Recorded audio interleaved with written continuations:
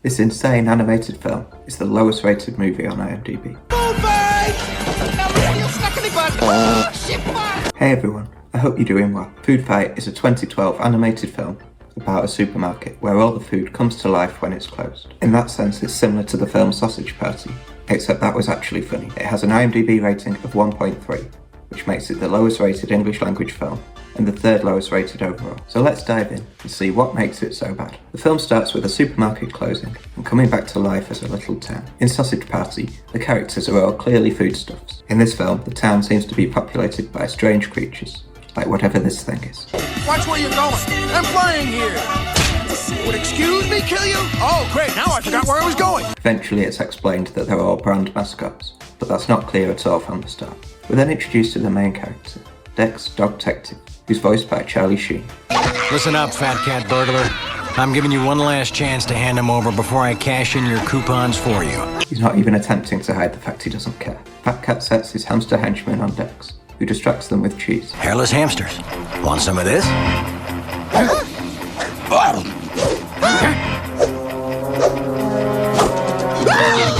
He calls them hairless, but because everything's rendered so badly, they don't look any different from the other animals. Dex uses a cocktail stick to pop the balloon and send them both flying. Before he falls, the rat tries to get some sympathy. I just want to be loved. Is that so wrong? On the ground, Dex talks to his friend Dan about wanting to propose. What do you think? Whoa, what the? You get 4 carrots? What did you do? Rob the food bank? We then meet the girl in question, who's named Sunshine. Oh, Danny, that was so nice of you. It was? Of course. I always find Winks really creepy, and obviously it's strange that she's a human with a dog. If she looked like a mascot, it'd be fine, but it looks like they're trying to make her look real. She's got ears and whiskers, so perhaps that was an attempt to make her look part animal, but she just looks like a fan of Dan and Phil. Dex is nervous over the proposal, so he gets his words mixed up. Actually, I planned something, something special tonight. This loses its impact because the film is so badly made.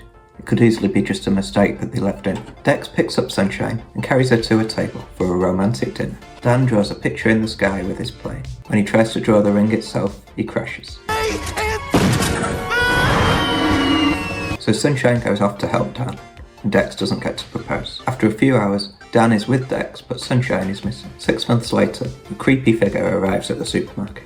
You must be Leonard, the manager. I'm your new Brand X representative. I wasn't expecting any new products. Brand X is such a lazy name.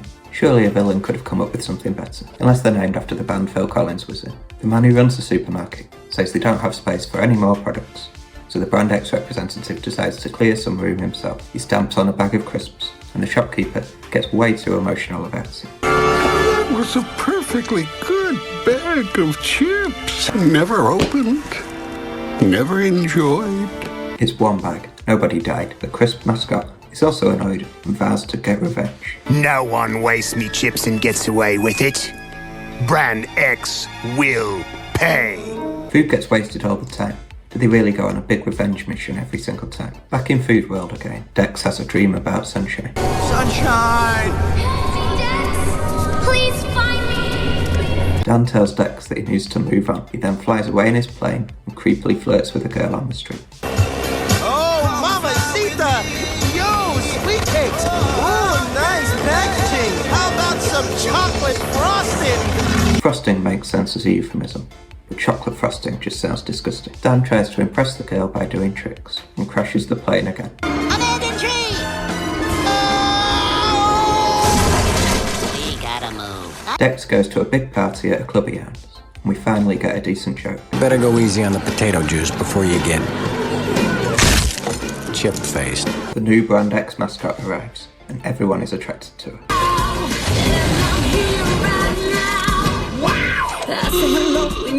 She heads straight for Dex, and there's an attempt at a Casablanca reference. Of all the produce bars in all the supermarkets in all the world, she had to walk into mine. I say attempt because it doesn't make any sense at all. In Casablanca, the reason for the line is that the two characters have a lot of history together. In this film, they're meeting for the first time, so there's no feeling behind the lie. The Peanut Captain questions the Brand X mascot about the bag stomping, and it descends into a full-on fight. Is it really my fault you have inferior packaging? Yeah, bro, you ain't exactly new and improved. Spuds for you. The fight lasts a bit too long before Dex brings it to an end. Party's over.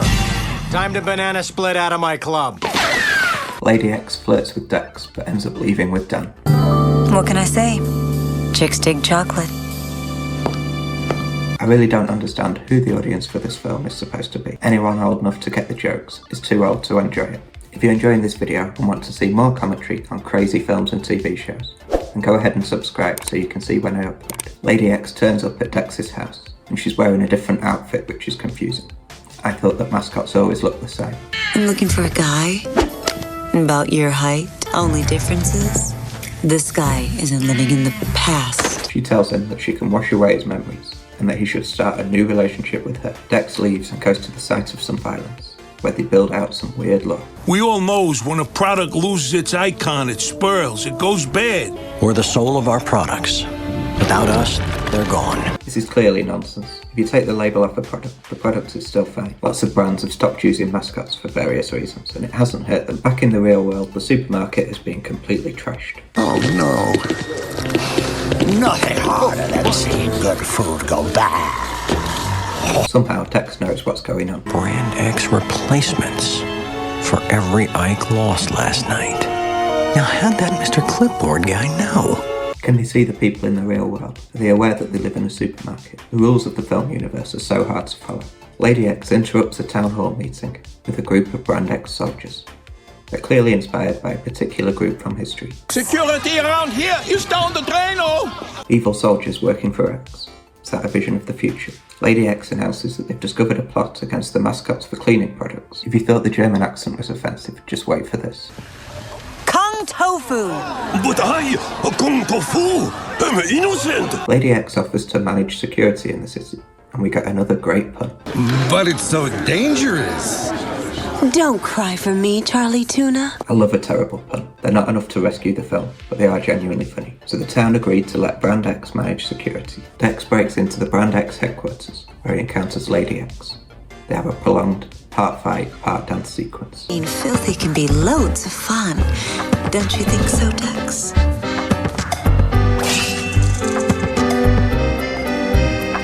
Lady X reveals that Dan is being held prisoner. Ash Dummy's fine. For now. But he won't be unless you back Brand X. Dex tries to arrest her, but she knocks him out. We could have been like macaroni and cheese, peanut butter and jelly, scotch and tape. Macaroni and cheese are a pair of things. Peanut butter and jelly are a pair of things. Scotch tape is just one thing. One of these things is not like the other.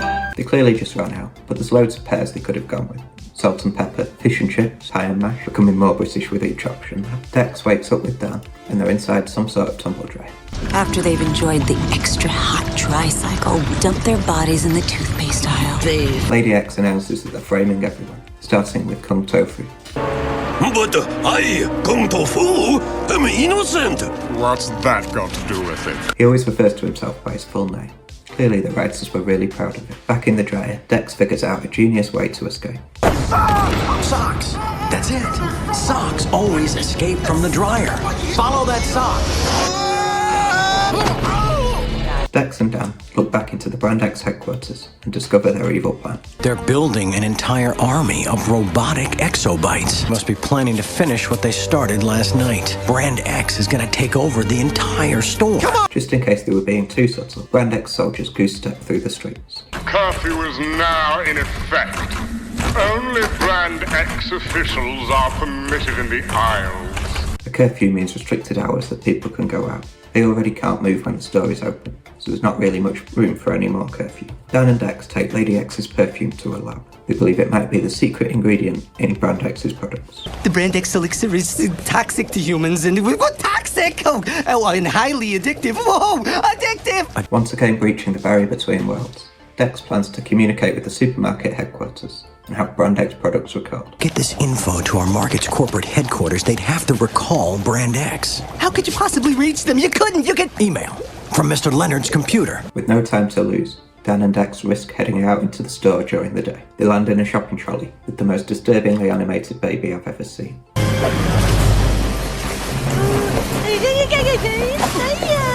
No, Larry, I am not buying that for you! It's worse than the baby from Trainspotting. Also, who calls a baby Larry? As the Russian lady is fighting Dan, Dex flies in to save him.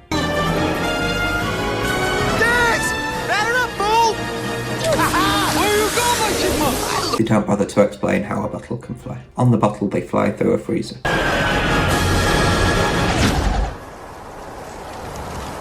Dex tells the Penguin to gather everyone at his club tonight. They break out of the freezer and pass through the supermarket manager's legs to get into his office. Door is now closed. We're gonna make it! We're gonna make it! Trust me, I mean, I'm no math major or anything, but then we're gonna hit the door! We'll be fine! No way! We're gonna hit! We'll make it! Somehow he doesn't notice a flying bottle. In the office, they speak to the computer, which is also alive for some reason. How can I help? Upload? Download? Scan? While they're working, the soldiers trap them inside. This instant glue will seal their tomb. The door design is really weird. It looks nothing like a supermarket office. They're now stuck in the office with a bat, who starts to be sexually creepy. Well, the phrase isn't blind as an eagle, is it? No, it's blind as a bat. What do you think I am? And with you on my back yet? Not that I mind that. The computer reveals 2 recalls. One for prunes and one for sunshine. Sunshine and Priscilla had different manufacturers. Blue, run a search on that address against all the manufacturers on file. They're about to send the recall email when Brand X soldiers kill the power. What happened? Do you all see it get darker too? Oh, good. For a second I thought I was having this. What mood lighting, though. You devil dog. At the club, Brand X soldiers arrive and try to force the mascots gathered there to literally sing their praises. Brand X, it's simple and plain. Brand X, it's different but all the same. We then get another Casablanca reference as they play the French national anthem instead. Play it.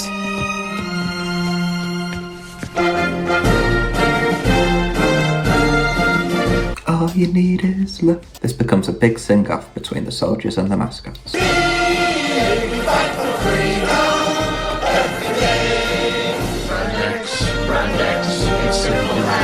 Dex then gives a rousing speech to the gathered mascots. But we can't fight for the way things were. Only for the way things should be. The speech ends with a weird interaction with the Penguin. Now who's with us?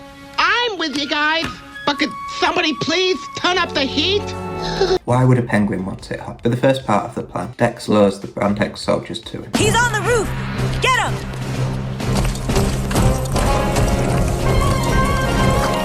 Once they're in position, the other mascots then reveal themselves. Food! Fight! And we even get a Star Wars reference. It's a trap! The mascots pour hot chocolate and throw food at the soldiers. In response, Brand X brings out a full artillery.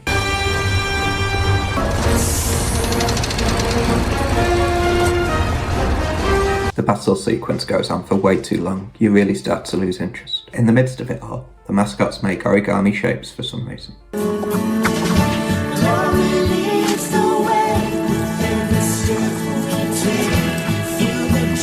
One of the Brand X drones takes out the Penguin. I can help.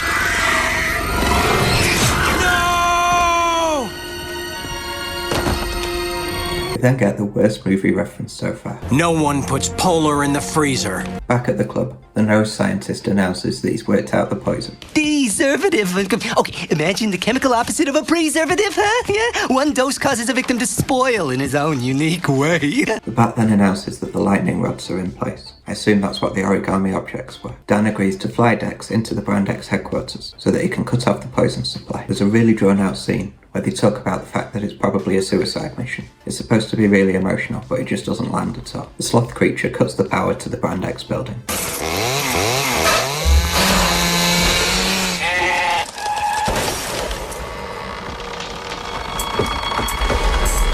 On the plane, Dex makes another great pun. Once more into the bleach, my friend. Once more. Meanwhile, a lightning storm takes out some of the Brand X buildings. Started an electrical lightning storm. We pull lightning rods on all our buildings to keep them safe.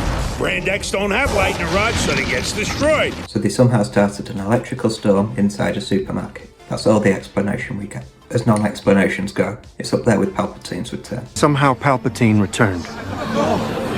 Dex has made it inside the headquarters and takes out the poison supply, seemingly with no effort.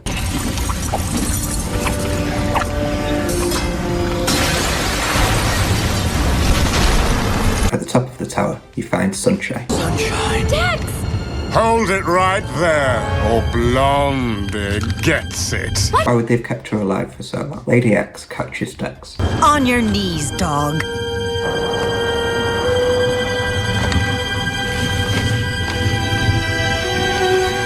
Dex has a genius way of swearing in a children's film. I'm not the one who's gonna be puppy whipped. You cold farted itch. There have been sexual references all the way through. I don't know why it suddenly needs to be child friendly. Lady X orders that both Sunshine and Dex are killed. Her first. Make him watch his sunshine fade away. At the last second, they're saved by the building shaking. Okay then. I'll just leave you to it. Dex literally pulls the rug from under him. I thought that only worked in movies. The weapon gets thrown into the air and manages to take out the officer. Well, this isn't very much fun, is it? I think I just wet myself. It feels rather nice. After smelling Sunshine, Dex works out that they used her scent in the Brand X products. The evil X turned your sweetness, your goodness, into something vile. The building starts to topple, and Dan is coming to save them. Only one way he can make it in time. Not the... Yes, kitten.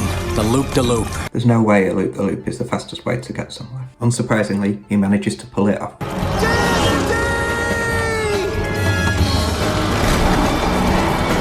Messing with the internal rules again, the Brand X representative enters the town. Understand, somebody ordered a recall.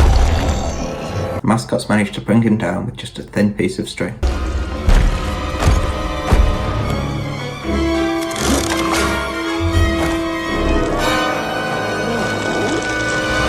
But there's a surprise twist.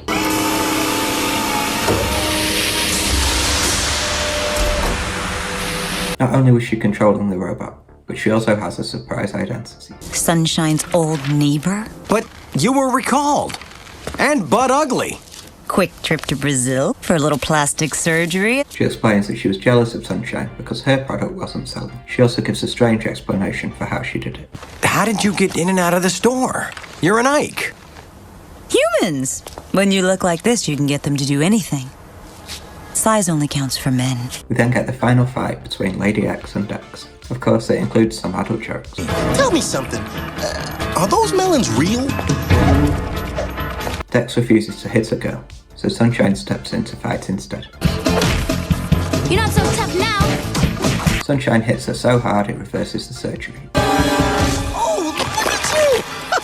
Sunshine Chip slapped her back the ugly. Gross. We then get another contender for the worst movie quote pun. Frankly, my dear, I don't give a spam. Noseman has discovered an antidote to the poison, which brings the killed mascots back to life. With the world saved, Dex finally gets to propose. Sunshine, will you marry me? Yes, Dex. The film ends with Dex breaking the glass, but with a milk carton. Dex is Jewish? Yeah, kosher. It's a really random detail to end on. Also, there are foods that come in glass containers, so I don't know why they used a milk carton. So that was Food Fight. It's absolutely as bad as people say. Starting with the obvious. The animation style is horrific. It's actually painful to look at. The film also has no clear boundaries between the mascot world and the real world, or between the mascots and the foods that they represent. Some of the jokes are funny, but they go over the heads of anyone young enough to sit and watch this. All in all, it fully deserves its place on the IMDb rankings. It also made $120,000 on a $65 million budget, which is hilarious. If you enjoyed this video, please like, subscribe, and share it with your friends. If there's anything that you'd like me to make a video on, then let me know in the comments. Thanks for watching, I'll see you next time.